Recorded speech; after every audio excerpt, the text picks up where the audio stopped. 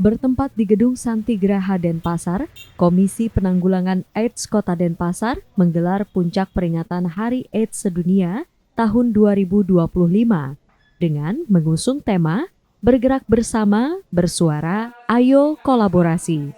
Masyarakat diharapkan meningkatkan kesadaran dan kepedulian serta bergerak dalam mengakhiri AIDS untuk mewujudkan eliminasi HIV pada 2030.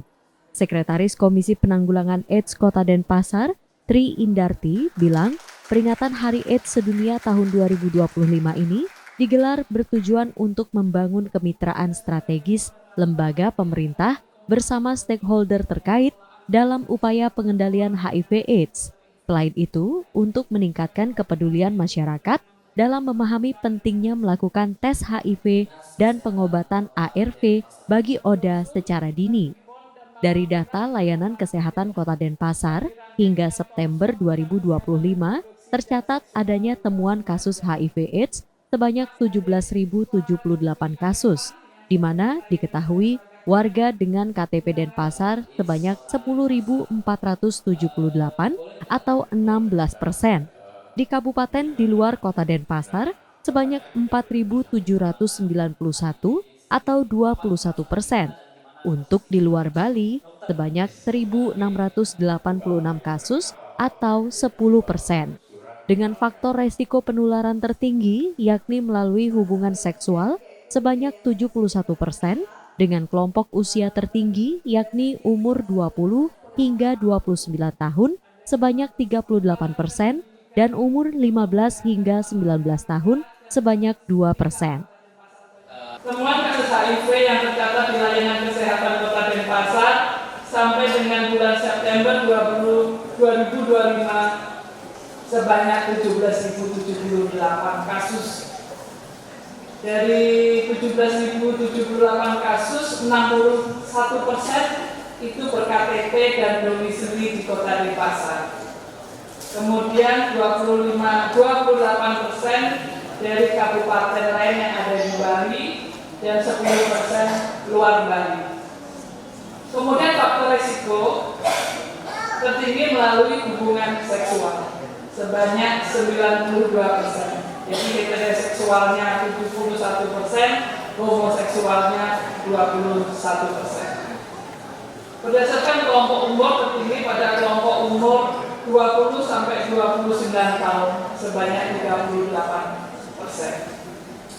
Kemudian juga perlunya peningkatan pengetahuan remaja tentang kesehatan reproduksi dan seksualitas. Sementara Wakil Wali Kota Denpasar dalam sambutan yang dibacakan Kepala Dinas Kesehatan Kota Denpasar, Agung Chandrawati, bilang peningkatan kasus HIV di Indonesia mencapai 27.000 kasus per tahun. Dan untuk di Kota Denpasar, sebanyak 800 hingga 900 kasus baru ditemukan. Untuk itu diperlukan bergerak bersama, bersuara, dan berkolaborasi untuk mewujudkan Getting 3-0 atau Zero HIV New Infection, Zero AIDS Related Death, and Zero Discrimination di tahun 2030.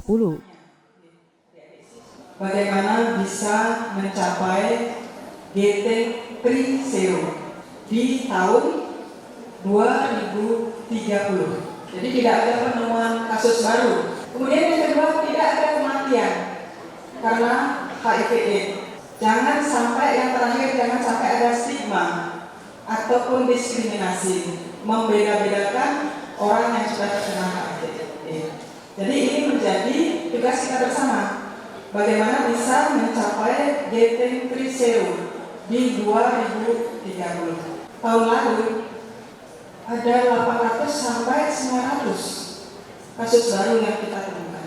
Nah ini mungkin saja kalau semuanya bergerak, baik masyarakat, LSM, pemerintah, swasta, semua bergerak, dari adik-adik siswa juga. Salah satu pemenang lomba video TikTok edukasi penanggulangan HIV/AIDS, Indri Saputri, bilang dengan banyaknya kasus HIV/AIDS yang ada di Kota Denpasar sangat menakutkan bagi dirinya. Untuk itu, dengan kemampuan dirinya, ikut lomba edukasi terkait HIV/AIDS dilakukan melalui media sosial TikTok.